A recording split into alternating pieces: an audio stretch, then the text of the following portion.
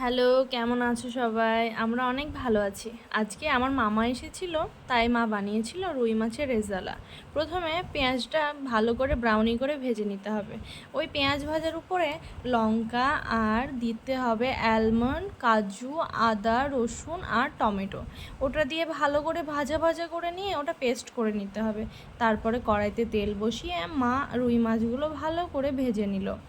তোমরা যে লেগে যায় না মাছটা, ওটার জন্য কি করবে, প্রথমে কড়াইটা বসাবে, তারপরে তেলটা দিয়ে ভালো করে তেলটা গরম করে নেবে, তারপরে ওটা ভাজবে।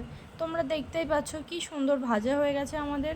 পুরো মাছটা ভাজা হয়ে যাওয়ার পর মা আবার কড়াইতে তেল বসিয়ে দিল, কড়াইটা একটু ধুয়ে নিল, তারপরে আগে থেকে কোচানো পেঁয়াজটা দিয়ে পেঁয়াজটা ভালো করে ভেজে নিল। আর ওই যে পেস্ট করে রেখেছিল ওই পেস্টটা দিল, আর তার সঙ্গে একটু লবণ দিল, আর দিল একটু দই, মিষ্টি দই। যেহেতু এটা রেজালা হচ্ছে, একটু চিনি দেওয়াই লাগে, তার জন্য মা মিষ্টি দইটা ইউজ করলো। আর তোমরা চাইলে টক দইও ইউজ করতে পারো। তারপরে মা একটু চিনি দিয়ে পরিমাণ মতো পানি দিয়ে আগে থেকে ভেজে রাখা মাছগুলো দিয়ে দিল। আর নামানোর আগে একটু ঘি দিতে হবে। ঘি দেওয়াটা দেখিয়েছি, তোমরা হয়তো খেয়াল করোনি। আমি নামানোর আগে ঘি আর কাঁচা লঙ্কা দিয়ে নামিয়ে নিয়েছিলাম। আজকে আমার মামা এসেছিলো, তো তাই মা এগুলো বানিয়েছিল। ভিডিওটা কেমন লাগলো কমেন্টে জানিও, ভালো লাগলে লাইক কমেন্ট শেয়ার করে দিও।